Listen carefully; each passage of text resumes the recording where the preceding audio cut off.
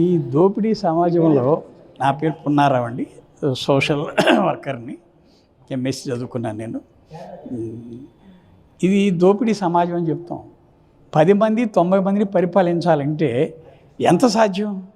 కాబట్టి ఆ 90 మందిలో ఎవరెవరు వెనకబడి ఉంటారు, ఇంకొంచెం వెనకబెట్టవచ్చు, ఇంకొంచెం మూఢనమ్మకాలు నెట్టచ్చు, కొన్ని ఆచారాలు నెట్టచ్చు, కొందరిని వెధవ అలవాట్లు నెట్టచ్చు. ఇవన్నీ పోతే ఒక 80% అటు పోతే ఇంకో 10% నిర్బంధం ద్వారా వాళ్ళని నోరు పోయించవచ్చు. ఆ విధంగా 10% పబ్లిక్ వాళ్ళని పరిపాలిస్తుంది. అది కార్పొరేట్ సెక్టర్. కార్పొరేట్ సెక్టర్ చుట్టూ రాజకీయ రంగం తిరుగుతూ ఉంటుంది. వీళ్ళందరూ they are representatives of the corporate sector, nothing more. కాబట్టి ఆ 10 మంది 90 మందిని పరిపాలించాలంటే ఇంకో 10 మంది కొంచెం అడ్వాన్స్ ఉంటారు అనుకోండి. ఆ 80%ని మూఢనమ్మకాల్లో అశాస్త్రీయంగా వాళ్ళని ఉంచడానికి ప్రయత్నిస్తారు. ఇందాక శాస్త్రం ఒక పక్క అభివృద్ధి అవుతుంది, వీళ్ళు వాడుకుంటారు. విమానంలో వెళ్తావు, మళ్ళీ ఇంకో పక్క వాడికి తెలియక కాదు, ప్రజలకి వీళ్ళు వెనకబడి ఉంటే నన్ను ప్రశ్నించుకుండాలి, నా దోపిడీని ప్రశ్నించుకుండాలి. నేను పెద్ద దోపిడీ వాడిని అయితే వాడు ఇంకొంచెం చిన్న దోపిడీ, అట్లా క్రమంగా వాళ్ళు అందరూ నాకు బంటులుగా ఉండాలి తప్ప వాళ్ళు ఎడ్యుకేట్ కాకూడదు. ఎడ్యుకేట్ అయినా నన్ను ఎదురు తిరిగే పరిస్థితి రాకుండా ఉండాలి. ఎదురిగే వాళ్ళని నిర్బంధం ద్వారా తోసిపారేస్తాను. కాబట్టి ఇప్పుడు ఈ సాయిబాబాని భుజాన్ని ఎత్తుకోవడంలో కూడా చంద్రబాబు నాయుడు అమాయకుడు ఏంటి ఉన్నా, చంద్రబాబు నాయుడు భుజాన్ని ఎత్తుకోవడానికి కారణం ప్రజల్లో ఈ నమ్మకాలు ఉంది కాబట్టి దాన్ని ఎన్కాష్ చేసుకోవాలనే ఉద్దేశంతోనే దాన్ని చేశాడు. అందుకని చట్టం తీసుకొచ్చాడు. దాన్ని మేము ఎవరిని అడుగుతున్నాం, మేము ఎందుకని నువ్వు ఇది చేయదలిచావు, ఎవరిని ఇవ్వయా, ప్రజలకు ఏం చెప్పి చెబుతున్నావు, ఇస్తాలేదు చూద్దాం మనం. నేటి యువతకు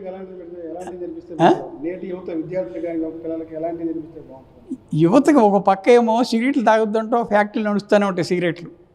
ఒక పక్క ఆల్కహాల్ అనారోగ్యం అంటుంటావు, నువ్వే అమ్ముతున్నావు.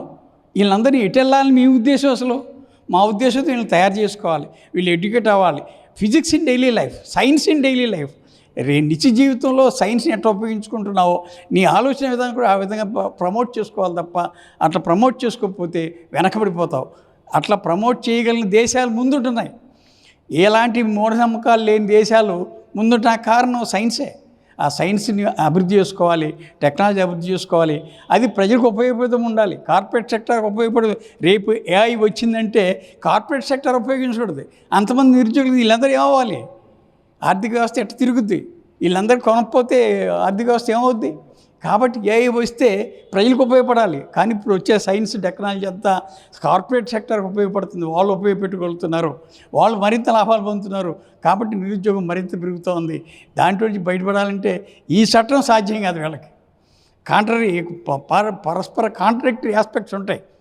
ఓ పక్క టీచర్లు నిరుద్యోగులు ఉంటారు, పెట్టవు, అక్కడ ఖాళీలు ఉంటాయి. ఎందుకని? డబ్బులు లేవంటావు. డబ్బులు ఎక్కడ ఉంటాయి? అదాని దగ్గర, అంబానీ దగ్గర ఉంటాయి.